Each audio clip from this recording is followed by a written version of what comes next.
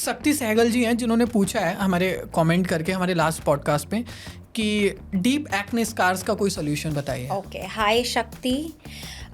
So deep acne scar, अब acne scar ना बहुत तरह के होते हैं, तो मैं बहुत ज़्यादा इसमें नहीं जाऊंगी कि हाइपोट्रॉफिक डीप की बात चल रही है तो हाइपोट्रॉफिक ही हो गया, मतलब गड्ढे हो गए हैं, पिटेड स्कार हो गए हैं। वो पिटेड स्कार भी रोलिंग, बॉक्स स्कार और कई तरह के होते हैं। As a doctor, as a surgeon, as a dermat surgeon, मैं हमेशा रिकमेंड करती हूँ कि या तो लेज़र्स या micro needling in clinic treatment आप कराओ।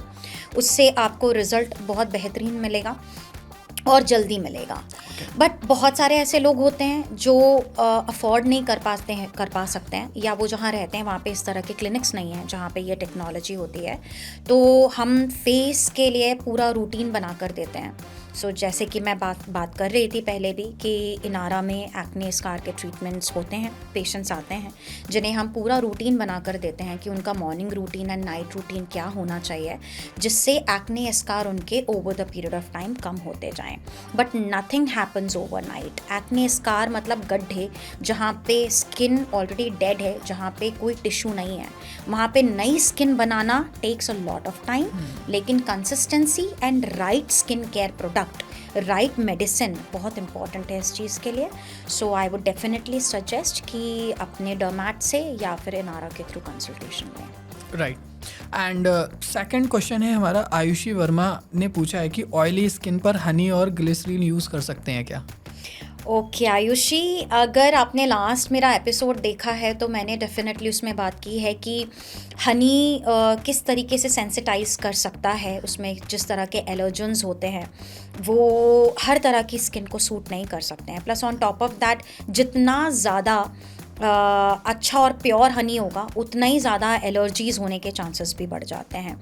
सो येस, अगर आप पहले से लगाती आई हैं, आपको सूट करता है, और आई ऑलवेज सजेस्ट कि पहले एक पैच टेस्ट करें 12 आवर्स का, नेक में जॉ लाइन के एरिया पे लगा कर देख लें, और अगर 12 घंटे में कोई रेडनेस या कुछ और नहीं आ रहा है तो आप लगा सकते हैं हनी। बट जहाँ तक ग्लिसरिन की बात है तो glycerin is ideally made for dehydrated dry skin. I would not suggest glycerin specially for oily and acne prone skin, no. Okay. And again एक क्वेश्चन है संगीता श्रीवास्तव की, जिन्होंने पूछा है हमसे कि डेली फिश ऑयल ले सकते हैं क्या मैम?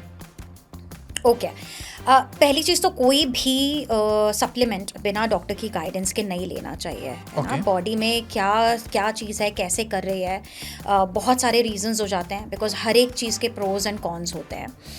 बट येस, अगर if I talk about omega 3 and omega 6 जो कि इसमें होता है, और जो लोग वेजिटेरियन हैं उनके लिए किस तरह का सोर्स होता है, तो नट्स होते हैं, है ना, एंड कुछ वेजीज़ होती हैं जिसमें ये सारी चीज़ें होती हैं, बट उसकी मात्रा उनमें बहुत कम होती है। That is the reason vegetarians को हम अलग से सप्लीमेंट्स देते हैं।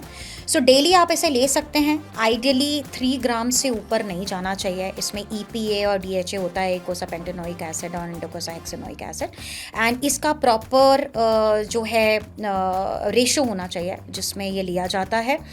एक प्रॉपर ड्यूरेशन के लिए आप लें, 2 महीना या 3 महीना, देन स्टॉप इट। देन फिर अगर आपको लगता है तो आप लें। स्पेशली उन लोगों में जिनकी बॉडी में कोई इन्फ्लेमेशन है, जिन्हें हार्ट की प्रॉब्लम रही है, डॉक्टर ने उन्हें सजेस्ट किया है, अगर उनकी एज उस तरीके की हो रही है, अगर उनकी बहुत ज़्यादा ड्राई डिहाइड्रेटेड स्किन है, उन्हें स्किन कंडीशन लाइक सोराइसिस है, सो इस तरह के पेशेंट्स में हम डेफिनेटली ओमेगा और फिश ऑयल को इंक्लूड करते हैं as a supplementation.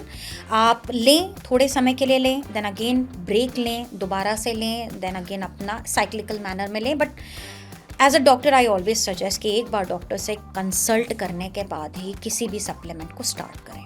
Okay. And one and last question जो आद्विक रजावत जी ने पूछा है, एंड मुझे लग रहा है कि ये उन्हीं ने नहीं, ऐसे बहुत सारे लोगों का क्वेश्चन होगा कि मैम विटामिन B12 के लिए क्या खाऊं, मेरी एज नहीं है फिर भी मेरे बाल सफ़ेद हो रहे हैं। ओके, सो आद्विक। हाँ। ओके आद्विक, एज नहीं है, आप कितनी एज है ये आपने बताया नहीं है। एंड विटामिन B12 अगर आपने टेस्ट कराया है, देखो it is very important, you would never know क्या कि विटामिन आपके जो B12 की वजह से ही बाल सफेद होते नहीं हैं बस? नहीं नहीं नहीं, that is what I am saying कि यू टिल द टाइम आप अपने ब्लड टेस्ट कराओ, ब्लड वर्कअप कराओ, इन्वेस्टिगेशन कराओ, आपको नहीं पता चल सकता कि आपके पास आपके शरीर में किस चीज़ की कमी है और क्या चीज़ बहुत ज़्यादा हो रही है। सो हमेशा पहले तो ब्लड टेस्ट कराओ, और उसके बाद आप देखो तो, क्योंकि बाल सफ़ेद होना प्रीमेच्योर एजिंग जेनेटिक भी होता है, प्रीमेच्योर एजिंग पानी की वजह से भी होता है, स्कैल्प की कंडीशन की वजह से भी होता है, प्रीमेच्योर एजिंग जो विटामिन D है उसकी कमी की वजह से भी होता है, other nutrients, vitamin B12 also plays a important role in that. So calcium pantothenate जो होता है उसकी कमी से सबसे ज़्यादा जब भी हमने टेस्ट कराए हैं और हमें पता चला उसकी कमी है, तो जितने भी सप्लीमेंट्स जो हेयर ग्रे हेयर के लिए दिए जाते हैं उसमें कैल्शियम पेंटोथेनेट होता है। तो सबसे पहले तो जानना ये बहुत ज़रूरी है कि रूट कॉज क्या है ये होने का।